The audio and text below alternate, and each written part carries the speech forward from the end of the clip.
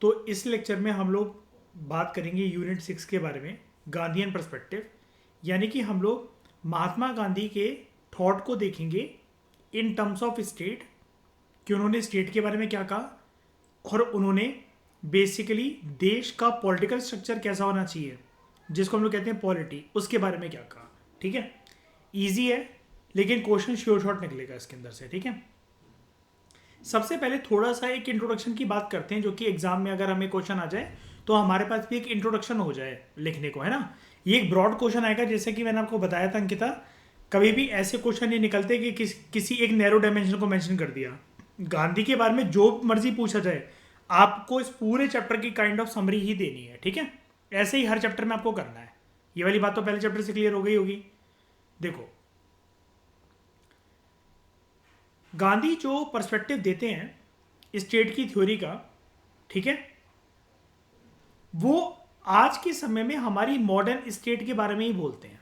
यानी कि सिंपल सी एक बात है, गांधी के जो भी पर्सपेक्टिव है या उनकी जो भी थ्योरी है स्टेट के बारे में, वो मॉडर्न स्टेट की बात करते हैं। मॉडर्न स्टेट का मतलब ये है अंकिता कि गांधी ने तो ज़माना ही देखा था 19वीं सेंचुरी 20वीं सेंचुरी वाला, है ना।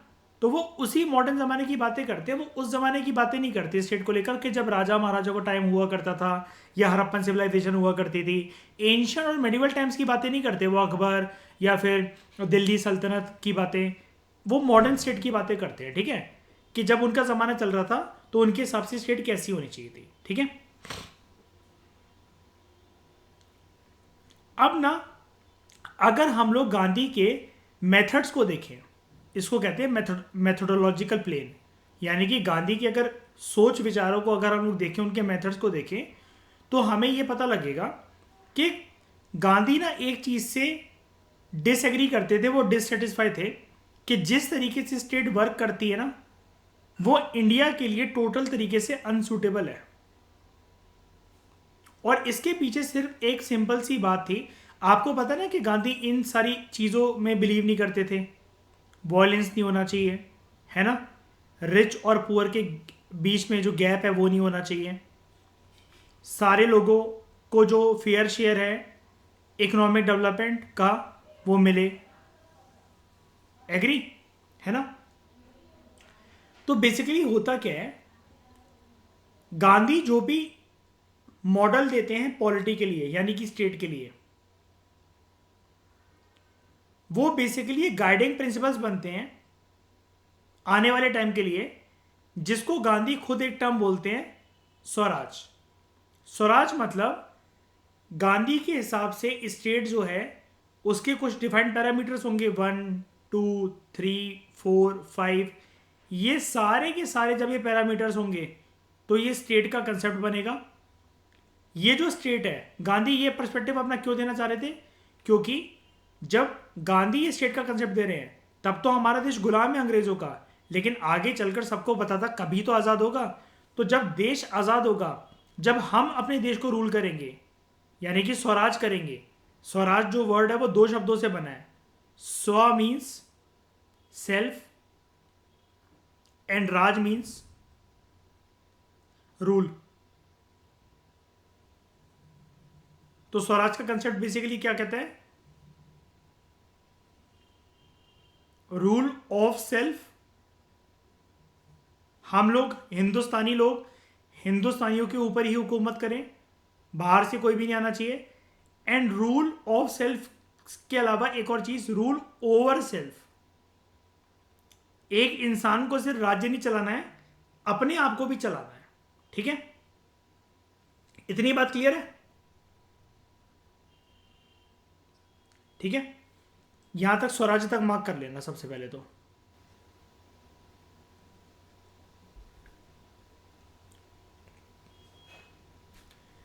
अब गांधी, जैसा कि मैंने आपको बताया, जो स्वराज का कंसेप्ट है, ध्यान से समझना ये वाली लाइन को। गांधी जो स्वराज का कंसेप्ट देते हैं अंकिता, वो उसके बारे में जिक्र अपनी किताब में करते हैं, जो कि उन्होंने किताब लिखी थी हिंद स्वराज। हिंद स्वराज इन्होंने बुक लिखी थी 1909 के अंदर। ठीक है, इसमें इन्होंने बेसिकली स्वराज के कंसेप्ट को समझाया है। यहां तक 1909 तक मार्क कर देना। ओके, इसमें फिर आप नीचे एक लाइन को जरूर वो करना कि हिंद स्वराज के अंदर गांधी जी ने बताया क्या है। हिंद स्वराज के अंदर एक तो उन्होंने अपने विचारों के बारे में बताया कि गांधीयन थॉट कैसे हैं, मतलब खुद के विचार। और उन्होंने ये बताया जैसे कि अभी ऊपर मैंने आपसे जिक्र करा ना कि जब भारत आज़ाद होगा तो गांधी कैसे देख रहे थे, गांधी का विजन क्या था कि आज़ाद भारत कैसा दिखना चाहिए। ठीक है,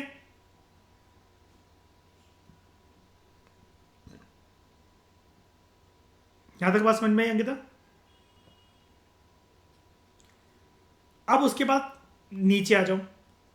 यहां पर हिंद स्वराज बेसिकली क्या है, राइटर ये बोल रहा है आपसे, हिंद स्वराज जो गांधी जी ने लिखा वो कोई एक नैरेटिव टेक्स्ट नहीं है कि यहां पर सामने आप कहानी की तरह इसको पढ़ने बैठ गए और बस वो कहानी चलती जा रही है चलती जा रही है नॉवल की तरह, ऐसा नहीं है।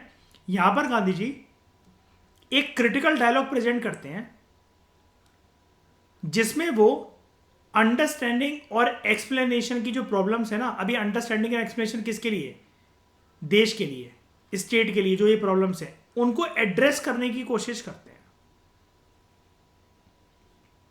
ठीक है, कि गांधी जी की अंडरस्टैंडिंग और एक्सप्लेनेशन क्या थी देश को लेकर।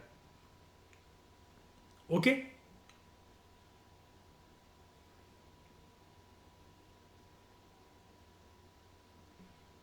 गांधी जी अपने इस वर्क से यह बताना चाह रहे थे कि अगर गांधी की बातों पे अमल करा जाए, मतलब गांधी ये बोलते थे अगर मेरी बातों पे अमल करा जाए तो आजाद भारत, जब भारत आजाद हो गया तो सच्चे सेंस में सिविलाइजेशन क्या होती है वो देखने को मिलेगी। एंड हर एक हिंदुस्तानी हिंदुस्तान को रूल कर सकेगा अपने तरीके से, फिर कोई भी आके कभी भी कब्जा नहीं कर सकेगा। ये गांधी का विजन था कि भारत जो देश है उसकी व्यवस्था, उसकी जो पॉलिटी है, उसका जो कॉन्स्टिट्यूशन है, उसके लिए गांधी का विजन उन्होंने प्रेजेंट कर रखा है हिंद स्वराज की बुक में। ठीक है, अब इसके अंदर गांधी जी ने बातें क्या कर रखी हैं। यहां पर गांधी जी ने सबसे पहले तो याद रखना अंकिता कि एक थ्योरेटिकल फ्रेमवर्क बता रखा है कि स्वराज का मतलब, रियल मतलब क्या होता है, थ्योरी बता रखी है, एक थ्योरेटिकल फ्रेमवर्क। उसके बाद उन्होंने कुछ कुछ प्रैक्टिकल प्रिंसिपल्स बता रखे हैं। अब ये जो टेनेट्स वर्ड लिखा हुआ है ना, टेनेट्स वर्ड का मतलब होता है प्रिंसिपल।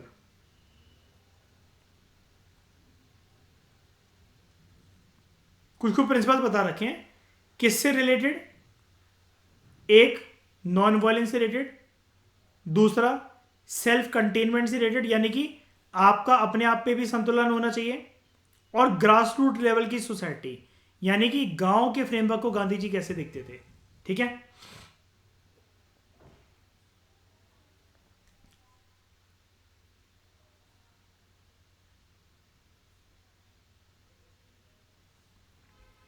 उसके बाद यहां तक मार्क कर लेना grass root level of the society तक। ठीक है, एक सेकेंड गिरा, ग्रास रूट लेवल सोसाइटी तक मार्क कर लेना। फिर तो ये वही चीज़ें बता रहे कि ये यूनिट के अंदर हम लोग क्या पढ़ने वाले क्या नहीं पढ़ने वाले, यहाँ तक तो कोई काम का है नहीं क्योंकि ये वाली बातें आगे आएंगी। लेकिन नीचे आ जाओ अगले पैराग्राफ में, गांधी जी ने एक एडिटोरियल लिखा था हरिजन के नाम से। अब ये हरिजन को, हरिजन क्या होते हैं, जिनको शूद्रों का ट्रीटमेंट मिलता था। अब वो वर्ण सिस्टम जानते हो ना हिंदुस्तान का, ब्राह्मण क्षत्रिय वैश्य शूद्र। तो गांधी जी ये बोलते थे कि जो शूद्र है ना, या जिनके साथ अनटचेबिलिटी वाला ट्रीटमेंट होता है,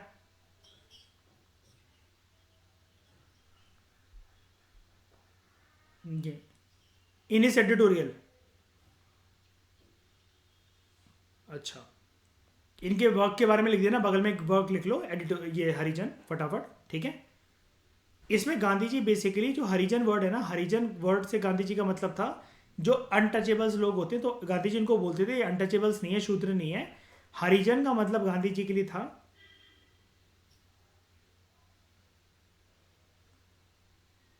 चिल्ड्रन ऑफ गॉड। तो गांधी जी आपको पता है ना, याद करोगे था बचपन में हम पढ़ते थे कि वो आश्रम में हरिजन्स के साथ रहते थे, उनका टॉयलेट साफ करते थे, उनके साथ बैठ के खाते थे, ये दिखाने के लिए कि देखो इससे मैं कोई इम्प्योर नहीं हो गया, है ना।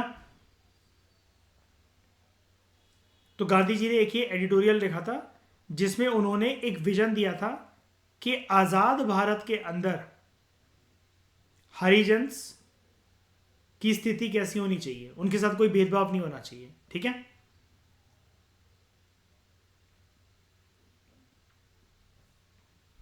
ओके। इंट्रोडक्शन तो हमारा सही हो गया। इंट्रोडक्शन में कोई दिक्कत आपको? ठीक है। अब याद है ना, अभी हमने एक चीज पढ़ी कि गांधीयन थॉट जो भी वो देंगे तो वो मॉडर्न स्टेट के बारे में ही देंगे। वो जो पुराने राजा महाराजा के टाइम पे स्टेट चलते थे उसके बारे में गांधी बात नहीं करते हैं ना। तो Gandhi and the modern modern state के बारे में पढ़ते हैं।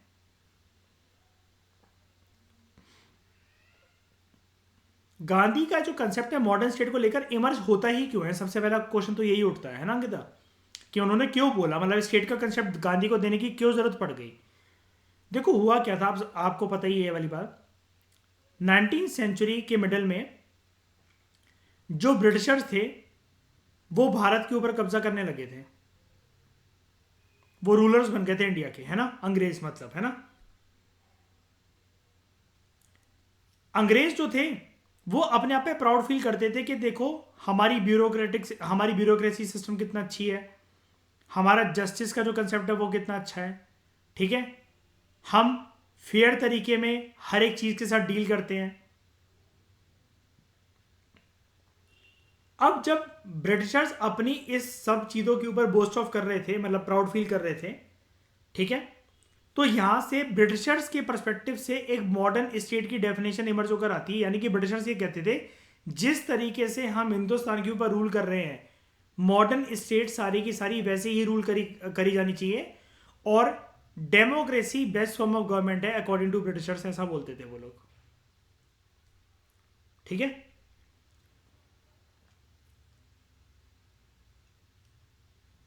इतना समझ में आया। अब क्या होता है, ब्रिटिशर्स अपनी वाहवाही अपनी तारीफ करते रहे, लेकिन आपको पता है 1857 में जब रिवोल्ट ऑफ 1857 होता है, याद दिलाऊं ये क्या था?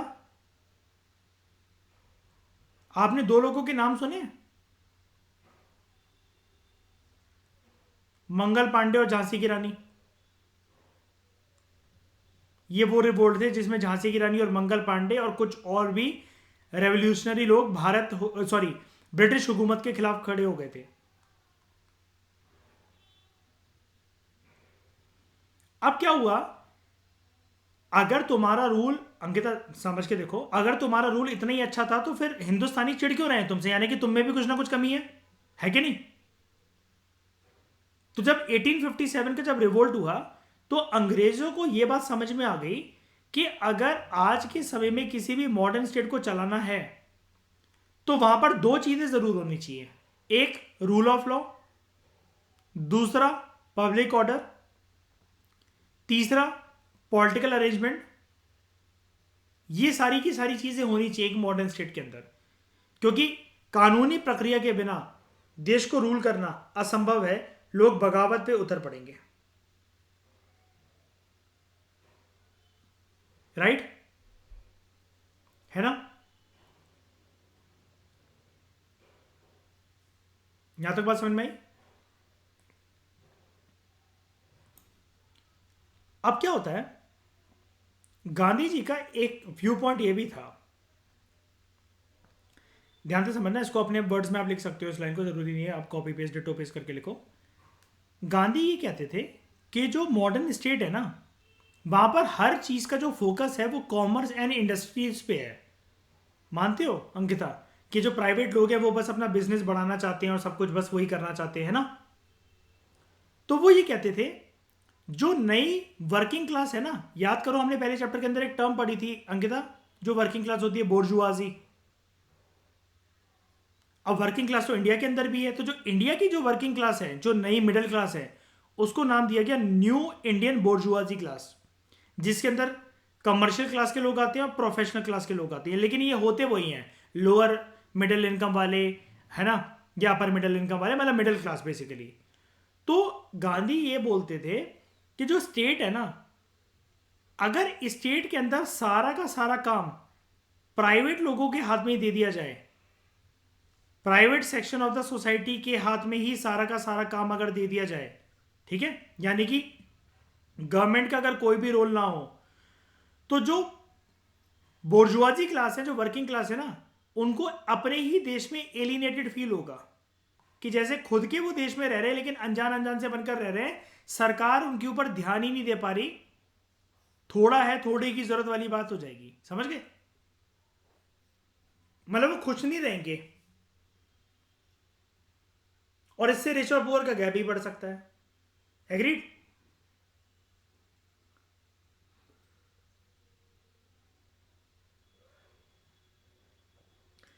फिर आप दो चीजें ये एडिशनली आप ये जानते ही हो कि मैं आपको बता देता हूं, ये भी आप लिख सकते हो। जो गांधी थे वो इंग्लैंड में पढ़ाई कर कर आए थे लॉ की, है ना? और उसके बाद आपको ये भी पता है वो साउथ अफ्रीका चले गए थे, जो इंडियंस वहां पर रहते थे उनकी मदद करने। इस साउथ अफ्रीका के प्रोजेक्ट को ध्यान से समझना, ध्यान से समझना।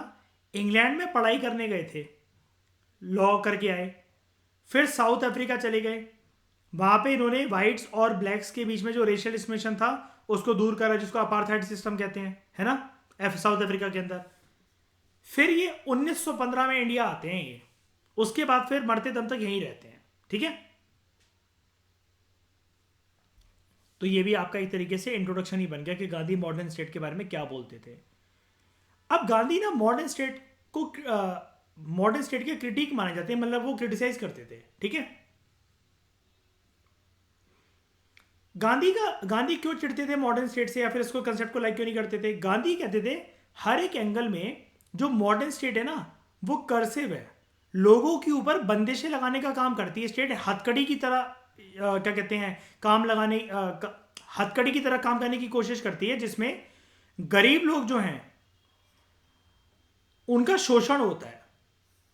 और दूसरा, स्टेट की जो मशीनरी है, यानी कि जेल, पुलिस, प्रशासन, हर एक एंगल के अंदर वो एंटी ह्यूमन ही है, इंसानों की, मानव जिंदगी की कदर ही नहीं करी जाती स्टेट के द्वारा। नहीं नहीं, अभी आया नहीं है गांधी। आजादी, वो गांधी ये बोल रहे हैं आजाद नहीं हुआ अभी हमारा देश, आजादी आजादी से पहले बोल रहे हैं। ये बेसिकली क्रिटिसाइज ना अंग्रेजों को कर रहे हैं। सेल्फ रूल अभी है ही नहीं, सेल्फ रूल का तो कंसेप्ट दिया उन्होंने, सेल्फ रूल तो 1947 में आया ना, समझ गए ना मेरी बात?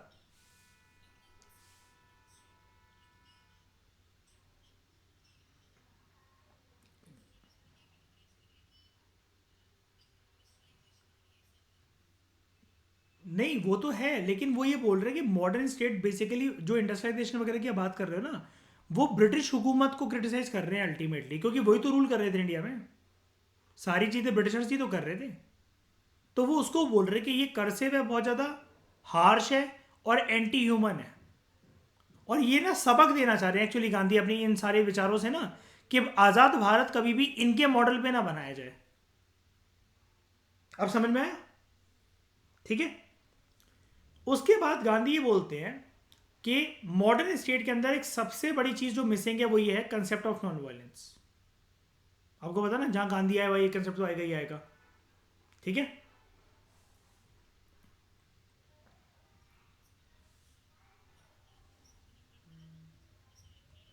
नहीं नहीं नहीं नहीं, अरे ये कंसेप्ट वो आप उसको कनेक्ट क्यों करके ला रहे हो? उससे एक सिंगल लेना देना नहीं है प्रीवियस चैप्टर से इसमें।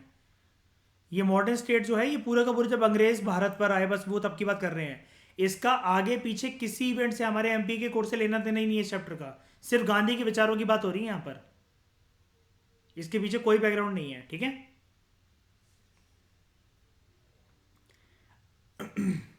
अब वो कहते हैं कि स्टेट की जो मॉरल डायमेंशन है ना, मॉरल डायमेंशन का मतलब क्या है कि जैसे मतलब मान लो पुलिस ने किसी को अरेस्ट करा और पुलिस ना उसके पीछे जस्टिफिकेशन दे रही है, तो गांधी कहते थे कि जो मॉडर्न स्टेट्स है कुछ भी बोल ले कि उसने जेल क्यों बनाए, प्रशासन क्यों बनाया, कानून क्यों लिखा, कॉन्स्टिट्यूशन क्यों लिखा। गांधी ये बोलते थे मैं इन सब चीज़ों से एग्री नहीं करता, ये अमीर को और अमीर और गरीब को और गरीब या और गरीब लोगों का शोषण करने वाली बात के लिए है बस स्टेट, ठीक है?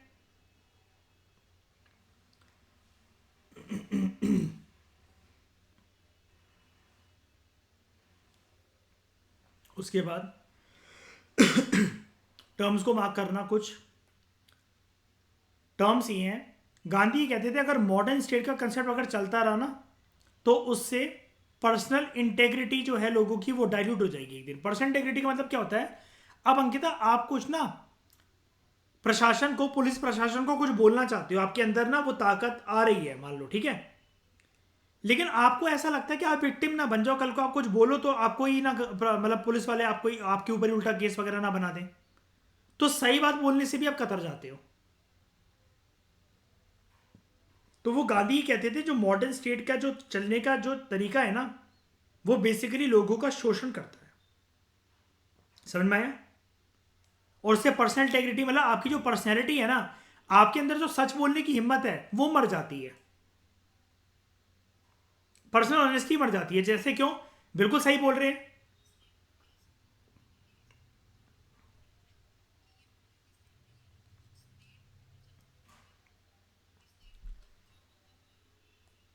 अरे नहीं नहीं नहीं नहीं, अरे नहीं नहीं नहीं नहीं, आप अलग लेकर जा रहे हो। मॉडर्न स्टेट का मतलब यार ये है कि आजकल की जो कंट्रीज हैं, ये कह रहा है गांधी, उसके ज़माने में वो ये कह रहा है आजकल की कंट्रीज। मैंने आपको बता तो दिया था पहले ही कि जो भी हम स्टेट पढ़ेंगे एक बार तो मैंने आपको डिटेल में बता दिया था। अब जब भी स्टेट आपके एमपीए के कोर्स में आ गया आप उसको कंट्री ही मानो, जैसे India, America, Britain, Canada, country की बात हो रही है अब सारी की सारी, ठीक है। तो वो कहते हैं कि पर्सनल इंटेग्रिटी को डाइल्यूट कर देता है स्टेट का कंसेप्ट, ओके। और दूसरी एक इंपॉर्टेंट बात और बोली थी, वो यहाँ पर है क्या? हम्म,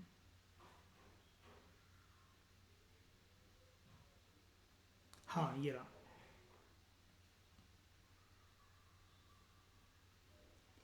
स्टेट के जितने भी एक्ट्स हैं ना वो इमोरल हैं, ओके। अब आपने इस चैप्टर के अंदर अभी तक गांधी की वर्क क्या देखे? आपने हिंद स्वराज बुक देखी अभी उनके ऊपर, हिंद स्वराज बुक देखी थी ना, नंबर 1 ये। उसके बाद आपने आर्टिकल देखा, इन्होंने एक आर्टिकल एडिटोरियल लिखा था हरिजन। अब तीसरा आपके सामने आ रहा है, इन्होंने एक और बुक लिखी थी यंग इंडिया 1931 के अंदर। अब इसमें ये स्टेट को कैसे डिफाइन करते हैं ये देखना, ठीक है।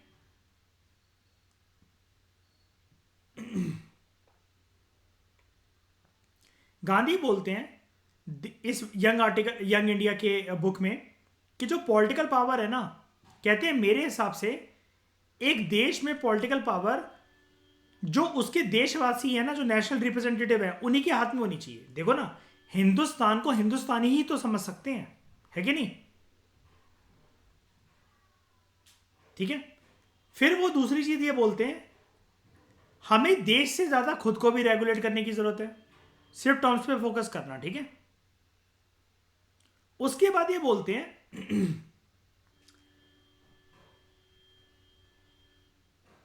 अगर सेल्फ रेगुलेटेड अगर स्टेट होगी तो every one is his own ruler.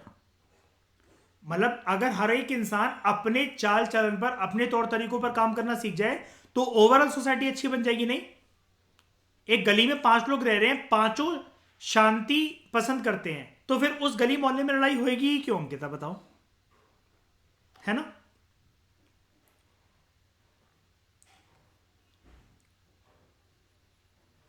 बस ये दो बातें याद रखना कि यंग इंडिया बुक के अंदर।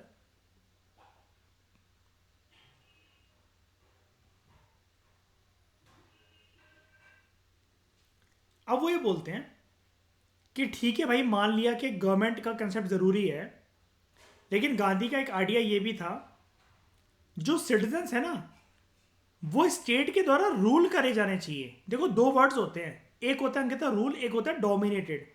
डोमिनेटेड का मतलब क्या हो रहा है कि मैं आपको सुबह से लेकर रात तक बता रहा हूं कि आपका आपका चाल चलन तौर तरीका क्या होना चाहिए। तो ये तो लिबर्टी छीनने वाली बात हो गई आपकी, है ना? तो वे कहते हैं सिटीजन्स को ना स्टेट के द्वारा रूल करा जाना चाहिए, वो डोमिनेट नहीं होने चाहिए दूसरों से भी, ना ही स्टेट से भी। स्टेट डोमिनेट ना करे उनको।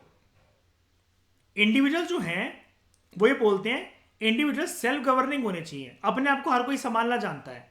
हर किसी पर्सन के अंदर खुद के मॉरल स्टैंडर्ड्स होते हैं। हर कोई पर्सन अपने आप को सेल्फ इवेल्युएट करता है, असेस करता है कि वो कितना अच्छा कर रहा है, कितना गलत कर रहा है। और अगर आप इंडिविजुअल को इतनी लिबर्टी देते हो ना, एक टाइम के बाद अगर किसी इंडिविजुअल से कोई गलती हो भी गई होगी ना, तो वो अपनी रिस्पॉन्सिबिलिटी भी एक्सेप्ट करने लग जाएगा। ये गांधी का विचार था, ओके। 4 बातें बोली: self governing, moral standards, self evaluative assessment और एक्सेप्ट रिस्पॉन्सिबिलिटी।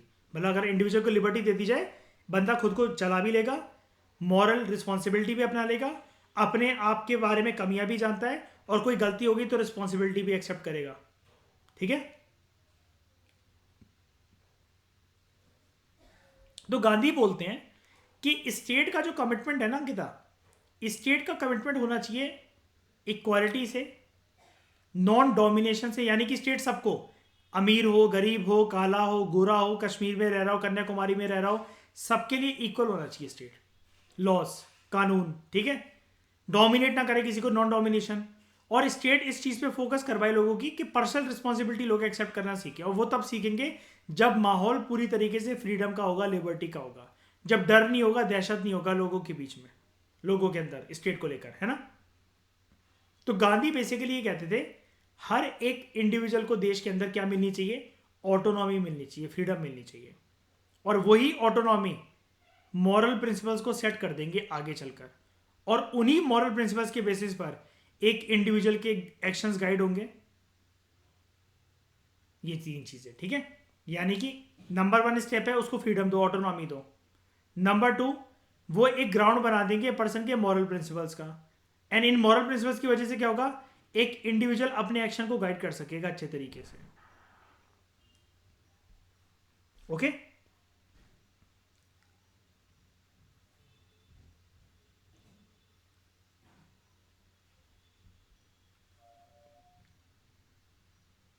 अब वही बोलते थे कि मॉडर्न स्टेट की दिक्कत बेसिकली ये है कि जो सेल्फ गवर्नेंस का जो ऑब्जेक्टिव है ना, वो मॉडर्न स्टेट में से मिसिंग है। ओके। सेल्फ गवर्नेंस मतलब जैसे हर एक इंडिविजुअल को इतनी लिबर्टी देना कि भैया वो अपने आप को गवर्न करना सीख जाए। मॉडर्न स्टेट कोई भी इस चीज के ऊपर एम्फोसाइज ही नहीं करवाता, वो इंडिविजुअल की लिबर्टी को मारने के ऊपर तुले रहते हैं। ओके। और गांधी एक बात कहते थे, बड़ा इन्होंने क्रिटिसाइज करा था एक ये वाली बात बोलकर, कि जो मॉडर्न स्टेट है ना, इन्होंने मॉडर्न स्टेट को बोला कि वो एक ऐसी चीज है, एक ऐसी मशीन जिसको कोई भी कंट्रोल नहीं कर सकता, without any one being apparently in control of it.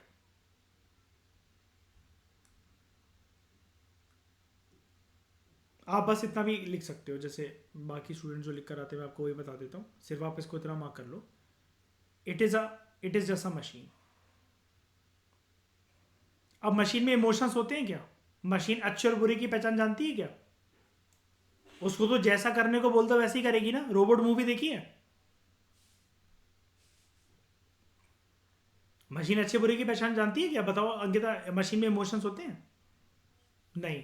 तो वो यही बोलते कि जो स्टेट है ना, वो मशीन है एक तरीके से, वो इमोशंस नहीं देखता लोगों के। ओके। एंड ये सब चीजें क्यों बोल पा रहे हैं गांधी? बिकॉज उनके खुद के पर्सनल एक्सपीरियंसेस जो थे, उन्होंने जो साउथ अफ्रीका में फेस करे हैं, जब वो इंग्लिश लॉ के साथ डील कर रहे थे। इंग्लिश लॉ मतलब वहां पर ना अंग्रेजी हुकूमत चलती थी साउथ अफ्रीका में भी, तो वो जान गए थे कि रियल कैरेक्टर जो है ना, वो कैसा होता है मॉडर्न स्टेट का।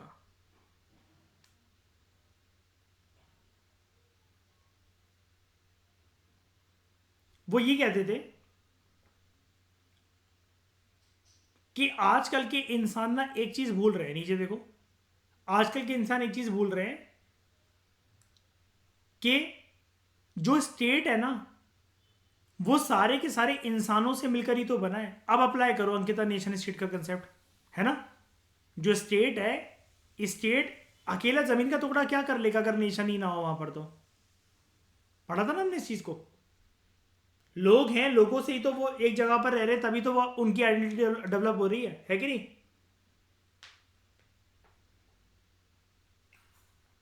समझ में आया? कोई दिक्कत यहां तक? अरे नहीं नहीं, धीरे, एक बार में तो समझ में भी नहीं आएगी ये।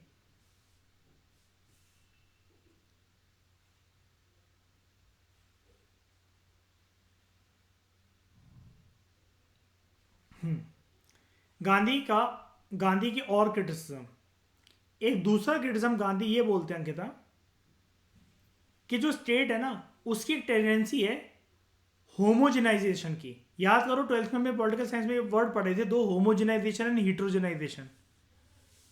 होमोजेनाइजेशन का मतलब ये होता है, ये वर्ड निकला है एक टर्म से, होमो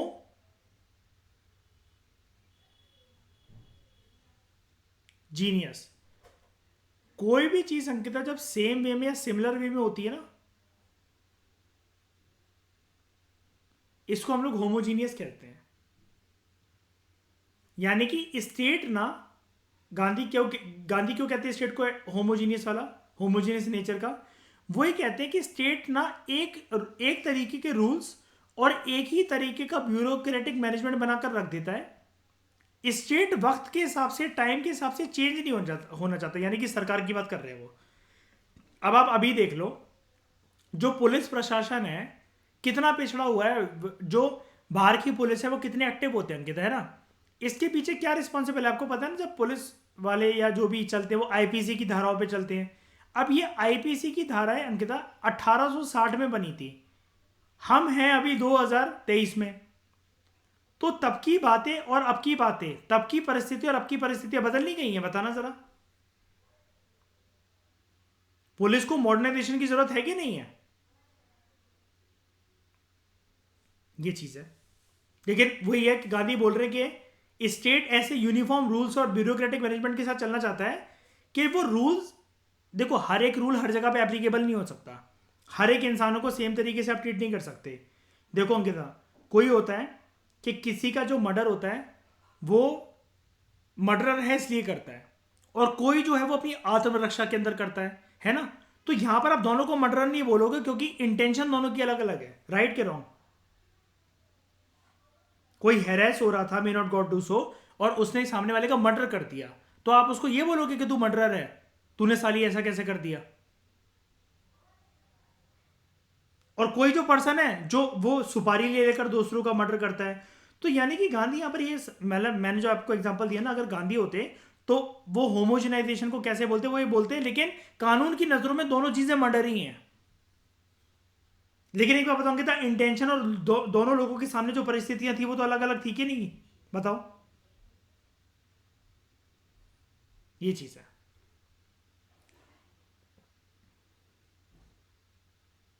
ये दो मेन प्रिंसिपल्स हैं स्टेट के, यूनिफॉर्म रूल्स और ब्यूरोक्रेटिक मैनेजमेंट।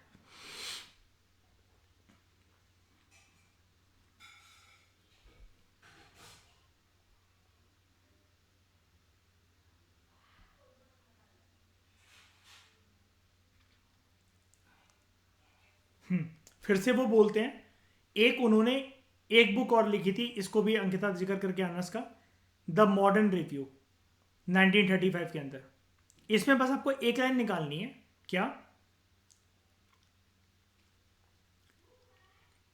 वो ये बोलते हैं जो स्टेट है ना वो एक बिना आत्मा की मशीन है, सोलर, अभी जैसे मैंने आपको ऊपर बताई ना वो वाली बात, मशीन में इमोशंस नहीं होते, यही बोल रहे हैं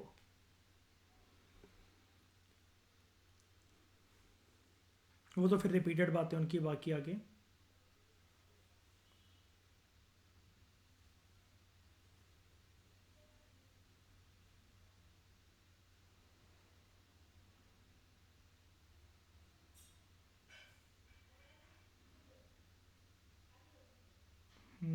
इसके बाद हाँ, वही वाली बात, एक और बात इन्होंने इसमें यहाँ पर ये बोली कि जो स्टेट है ना, मॉडर्न स्टेट, वो कंपैटिबल नहीं है कहीं से भी लोगों की जो मॉरल और एथिकल वैल्यूज़ होती हैं, स्पेशली इंसानों से ज़्यादा जो इंसानियत के साथ एसोसिएटेड होती है, ह्यूमन से ज़्यादा ह्यूमैनिटी। ह्यूमैनिटी समझते हो ना कितना, इंसानियत है ना? तो जो मॉडर्न स्टेट है वो मॉरल वैल्यूज़ की कदर ही नहीं करती लोगों की, ऐसा गांधी का बोलना था। और उन्होंने कुछ सजेशंस भी दिए हैं अपनी बुक फिर स्वराज के अंदर, उन सजेशंस को हम आने वाले पेजेस के अंदर जानेंगे।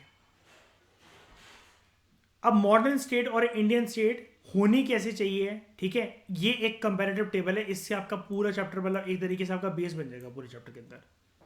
वो हम जानेंगे नेक्स्ट लेक्चर के अंदर। Thank you very much for discussion.